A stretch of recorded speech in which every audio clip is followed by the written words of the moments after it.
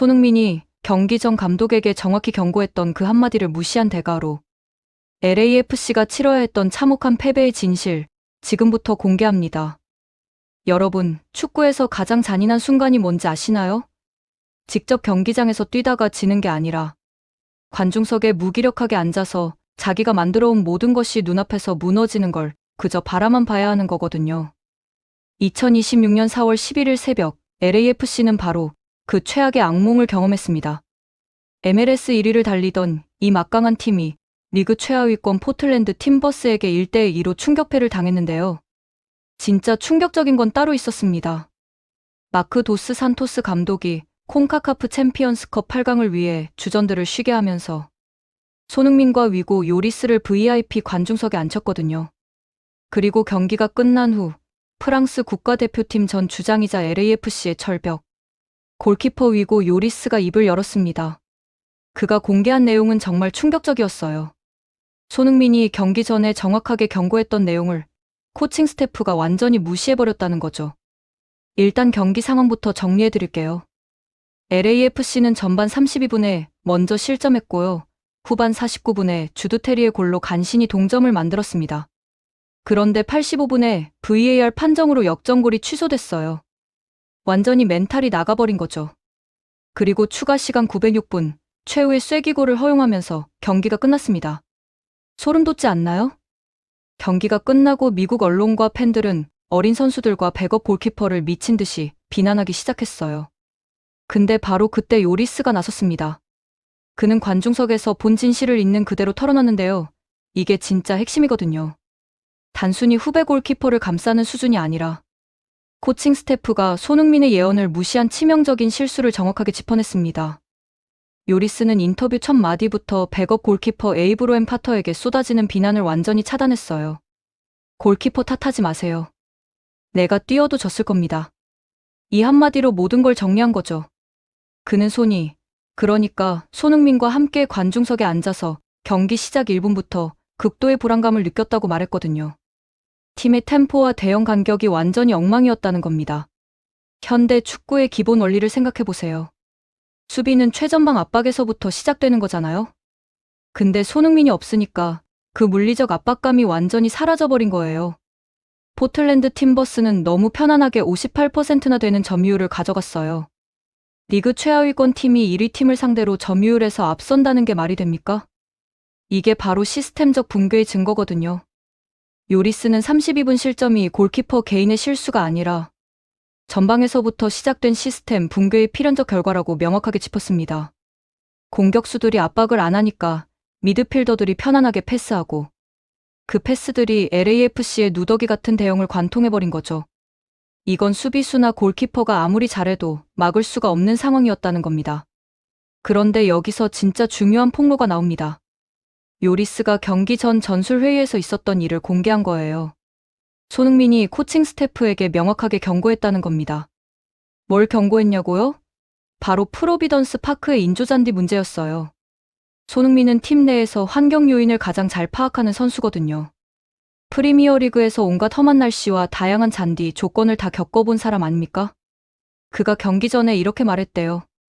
프로비던스 파크는 인조잔디입니다. 공이 훨씬 빠르게 굴러가고 바운드가 예측 불가능해집니다. 이런 상황에서 롱볼 축구를 하면 자살행위입니다. 완전히 소름 돋는 분석 아닙니까? 손흥민은 어린 선수들이 불규칙하게 튀는 공을 정확한 퍼스트 터치로 제어할 경험이 부족하다는 걸 정확히 알고 있었어요. 그래서 짧고 낮은 패스로 미드필드 통제력을 유지하면서 안정적으로 플레이해야 한다고 조언했던 겁니다. 이게 얼마나 전문적이고 예리한 통찰력입니까? 근데 도스 산토스 감독은 뭘 했나요? 중원을 완전히 뒤죽박죽으로 섞어버렸어요.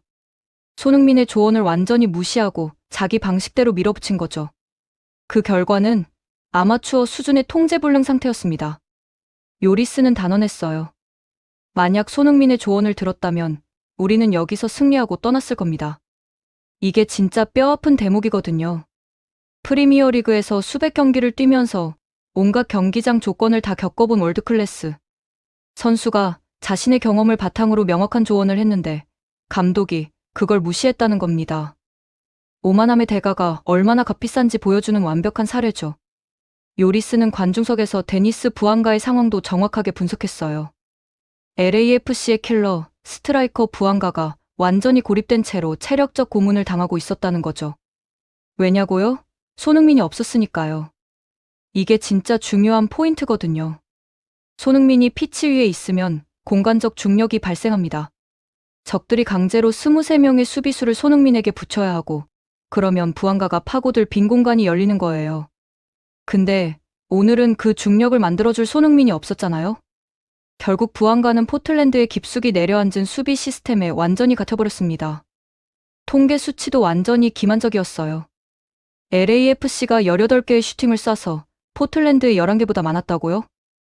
요리스는 이걸 완전히 쓰레기 데이터라고 잘라 말했습니다. 골키퍼의 전문적인 시선으로 봤을 때 그 슈팅의 90%가 완전히 무해한 가짜 슈팅이었다는 거예요.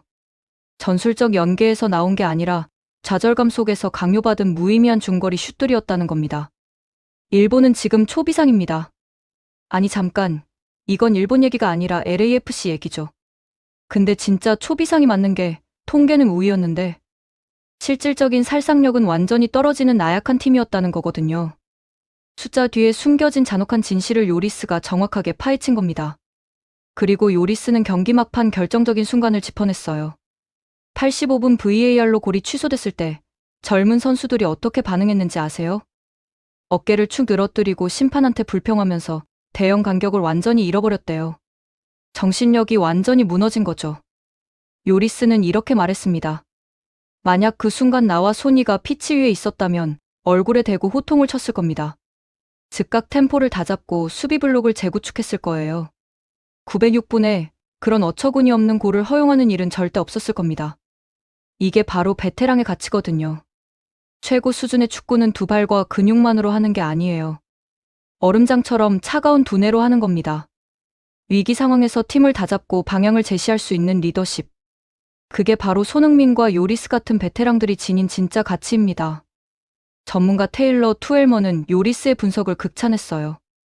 요리스가 제공한 렌즈, 즉 인조잔디라는 핵심 포인트는 그 누구도 주목하지 않았던 부분입니다. 손흥민의 예측이 100% 정확했다는 걸 증명한 거죠. 인조잔디에서 공이 속도가 빨라지는 상황에서 경험 없는 젊은 선수들에게 롱볼을 지시한 건 상대에게 통제권을 헌납한 거나 마찬가지였습니다. 여러분, 이 상황을 좀 생각해보세요. 프리미어리그라는 세계에서 가장 가혹하고 척박한 리그에서 수백 경기를 뛴 선수가 있습니다.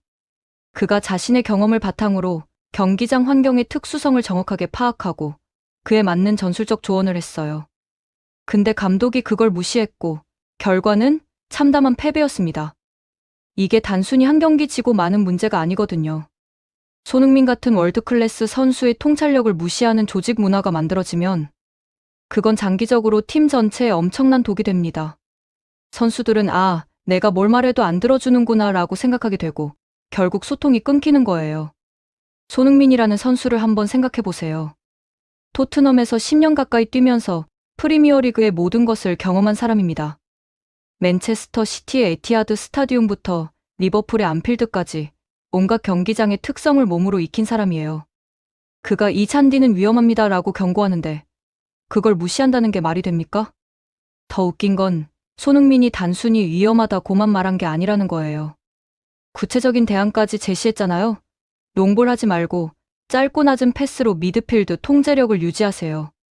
이게 얼마나 구체적이고 실용적인 조언입니까? 근데 감독은 자기 방식을 고집했고 그 대가를 치른 거죠. 요리스의 폭로는 또 다른 중요한 진실을 밝혀냈어요. 571분 무실점 기록을 유지하던 LAFC의 수비진이 무너진 이유가 수비수나 골키퍼의 문제가 아니라는 겁니다. 완전히 붕괴된 미드필드와 공격진 때문이었다는 거죠. 현대 축구를 좀 아시는 분들은 다 아실 거예요. 수비는 골키퍼와 수비수만 하는 게 아니에요. 전방 압박부터 시작되는 겁니다.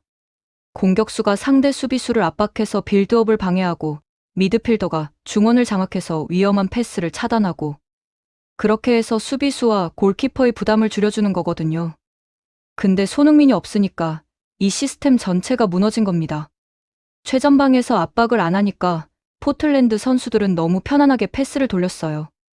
미드필드가 장악을 못하니까 위험한 패스들이 계속 LAFC의 수비 라인을 관통했고요. 결국 골키퍼와 수비수들은 혼자서 모든 걸 막아야 하는 불가능한 상황에 내몰린 겁니다. 요리스는 이걸 정확하게 읽어냈어요. 내가 골문에 있었어도 졌을 거지라는 말은 단순한 겸손이 아니에요. 시스템이 무너졌을 때는 아무리 훌륭한 골키퍼라도 막을 수 없다는 축구의 진리를 말한 겁니다. 그리고 여기서 우리가 주목해야 할 건 손흥민이 단순히 골 넣는 선수가 아니라는 거예요. 그는 팀 전체의 시스템을 작동시키는 엔진입니다. 그가 피치 위에 있을 때와 없을 때 LAFC는 완전히 다른 팀이 되는 거죠. 손흥민이 만들어내는 공간적 중력이라는 개념, 이게 진짜 중요한 거거든요. 상대팀은 손흥민을 막기 위해 23명의 수비수를 붙여야 합니다. 왜냐고요? 안 그러면 손흥민이 공간을 찾아서 치명적인 플레이를 만들어내니까요. 그리고 상대가 손흥민한테 집중하는 순간 다른 공격수들에게 빈 공간이 열리는 거예요. 근데 오늘은 그 중력이 없었잖아요? 부안가는 완전히 고립됐고 LAFC의 공격은 눈이 멀어버렸습니다. 통계상으로는 슈팅을 많이 쐈지만 실질적으로는 의미 없는 슛들만 난사한 거죠. 이게 바로 손흥민이 없을 때 LAFC가 얼마나 무력해지는지 보여주는 증거입니다. 솔직히 말해서 도스 산토스 감독의 판단은 이해가 갑니다. 콘카카프 챔피언스컵이 중요한 대회니까 주전들을 쉬게 하고 싶었던 거죠. 근데 문제는 뭐냐면 선수 교체를 하더라도 손흥민의 조언을 무시하면 안 됐다는 겁니다. 손흥민이 인조잔디에서는 이렇게 플레이해야 한다고 명확하게 말했는데 그 조언을 듣고 그에 맞춰서 1.5군 선수들을 운영했어야 했어요. 근데 감독은 자기 방식을 고집했고 그게 패배의 원인이 된 겁니다. 요리스가 공개한 또 다른 중요한 디테일이 있어요. 경기 전 전술회의에서 손흥민이 여러 차례 경고했다는 겁니다. 한두 번 말하고만 게 아니라 수차례 경고했대요. 그만큼 심각하게 생각했다는 거잖아요. 근데 코칭 스태프는 그걸 묵살했습니다. 이게 조직 문화의 문제거든요. 선수의 의견을 진지하게 받아들이는 문화가 있는 팀과 감독의 권위만 강조하는 팀은 장기적으로 완전히 다른 결과를 만들어냅니다. LAFC는 지금 어떤 길을 가고 있는지 심각하게 고민해봐야 할 시점이에요. VAR로 골이 취소된 85분 상황도 정말 중요한 대목입니다. 요리스는 바로 그 순간이 경기의 운명을 가른 찰나였다고 지적했어요. 디펜딩 챔피언으로서의 정신력을 완전히 상실한 순간이었다는 거죠. 불리한 판정이 나왔을 때 챔피언 팀은 어떻게 반응해야 할까요? 분노를 연료로 삼아서 더 강하게 싸워야 합니다. 대형을 재정비하고 집중력을 끌어올리고 남은 시간을 완벽하게 관리해야 하는 거예요. 근데 LAFC의 젊은 선수들은 정반대로 반응했습니다. 어깨를 축 늘어뜨리고 심판한테 불평하고 대형 간격을 잃어버렸어요. 이게 바로 멘탈 붕괴의 전형적인 징후거든요. 그리고 그 결과는 906분, 어처구니 없는 쐐기골이었습니다. 요리스는 이렇게 말했죠. 만약 나와 소니가 피치에 있었다면 호통을 쳤을 것이다. 이게 진짜 리더십이에요. 위기 상황에서 팀을 다잡고 선수들을 흔들어 깨우고 집중력을 끌어올리는 것. 그게 바로 베테랑의 역할입니다. 손흥민이 토트넘에서 보여준 리더십을 생각해보세요. 2대0으로 지고 있다가 역전하는 경기들, 막판에 동점골을 허용했지만 정신 차리고 역전골을 넣는 경기들. 그런 경기들에서 손흥민은 항상 팀을 다잡는 역할을 했거든요. 그게 바로 월드클래스와 일반 선수의 차이입니다. 근데 오늘 손흥민은 관중석에 앉아 있었고 피치 위에는 그런 리더십을 발휘할 선수가 없었어요. 젊은 선수들은 경험이 부족하니까 위기 상황에서 어떻게 대응해야 할지 몰랐던 거죠. 그리고 그 대가를 혹독하게 치렀습니다. 이번 패배가 LAFC에게 주는 교훈은 명확합니다. 인력 관리는 중요하지만 리더십과 경험은 대체 불가능하다는 거예요. 아무리 재능 있는 젊은 선수들이라도 베테랑의 통찰력과 멘탈을 대신할 수는 없습니다. 손흥민이 제공한 전술적 조언, 요리스가 말한 시스템적 분석, 이 모든 게 결국 하나의 메시지로 귀결되거든요. 축구는 단순히 개인 기량의 합이 아니라 시스템이고 과학이며 경험과 지혜가 필요한 스포츠라는 겁니다. 프로비던스 파크의 인조잔디. 손흥민이 아니었으면 아무도 주목하지 않았을 디테일이에요. 근데 그 디테일이 경기 전체를 좌우했습니다. 이게 바로 월드클래스 선수의 차원이 다른 이유거든요. 남들이 보지 못하는 걸 보고 남들이 생각하지 못하는 걸 생각합니다. 토트넘 팬들은 다 알아요. 손흥민이 경기 전에 얼마나 꼼꼼하게 준비하는지. 상대팀 분석은 기본이고 경기장 컨디션, 날씨, 잔디 상태까지 다 체크한다고요. 그게 바로 프로페셔널리즘이고 그렇게 준비하니까 빅매치에서 골을 넣는 겁니다. 근데 LAFC의 코칭 스태프는 그런 손흥민의 조언을 무시했어요. 아마 우리가 MLS 1위인데 뭐가 문제겠어? 라고 생각했을 수도 있죠. 근데 그게 바로 오만함이거든요. 축구에서 오만함의 대가는 항상 참혹합니다. 요리스의 폭로 이후 미국 축구 전문가들 사이에서 거대한 논쟁이 벌어졌어요. 크게 두 진영으로 나뉘었는데요. 한쪽은 감독이 선수 로테이션을 하는 건 당연하다는 입장이고, 다른 한쪽은 손흥민의 조언을 무시한 건 명백한 실책이다는 입장이었습니다. 근데 솔직히 말해서 이 논쟁은 좀 허점을 찌르는 거거든요. 핵심은 로테이션 자체가 문제가 아니라 로테이션을 하면서도 손흥민의 전술적 조언을 무시한 게 문제라는 겁니다. 선수를 교체해도 되는데 그 교체한 선수들을 어떻게 운영할지에 대한 손흥민의 인사이트를 듣고 적용했어야 했다는 거죠. 테일러 투엘먼 같은 전문가는 이 점을 정확하게 짚었어요. 요리스가 제공한 인조잔디, 렌즈는 그 누구도 주목하지 않았던 핵심이다. 손흥민의 예측이 100% 맞아떨어졌다는 게 증명된 거잖아요. 그럼 이제 LAFC는 뭘 해야 할까요? 먼저 조직 문화를 바꿔야 합니다. 선수들, 특히 월드클래스 선수들의 의견을 진지하게 받아들이는 문화를 만들어야 해요. 손흥민이 뭔가 말할 때는 그게 그냥 하는 소리가 아니라 프리미어리그 수백 경기의 경험에서 나온 금원이라는 걸 인정해야 합니다. 둘째로, 전술적 유연성을 키워야 해요. 경기장 환경에 따라 전술을 조정할 줄 알아야 하는 거죠. 인조잔디면 짧은 패스 위주로, 천연잔디면 좀 더 다양한 옵션을 쓰고. 이게 현대 축구의 기본 아닙니까? 셋째로, 젊은 선수들에게 멘탈 트레이닝을 강화해야 합니다. VAR 판정 하나에 완전히 무너지는 정신력으로는 챔피언을 지킬 수 없어요. 불리한 상황에서도 침착함을 유지하고 팀을 다잡을 수 있는 멘탈을 키워야 하는 겁니다. 근데 여기서 우리가 진짜 주목해야 할 건 손흥민이라는 선수의 가치거든요. 그는 단순히 골을 넣는 공격수가 아니에요. 팀의 전술적 두뇌이고 멘탈의 기둥이며 경험의 보고입니다. LAFC가 손흥민을 영입한 건 정말 대박이었던 거죠. MLS에서 손흥민 같은 선수를 보기 힘든 이유가 뭘까요? 기량도 기량이지만 프로페셔널리즘과 리더십이 차원이 다르기 때문이에요. 프리미어리그라는 세계 최고 리그에서 10년 가까이 살아남아서 레전드가 된 선수의 클래스는 그냥 만들어지는 게 아니거든요. 손흥민이 토트넘에서 얼마나 존경받는지 아세요? 케인이 떠난 후 주장 완장을 찬 게 우연이 아니에요. 기량뿐만 아니라 인성, 프로페셔널리즘, 리더십 모든 면에서 인정받았기 때문이죠.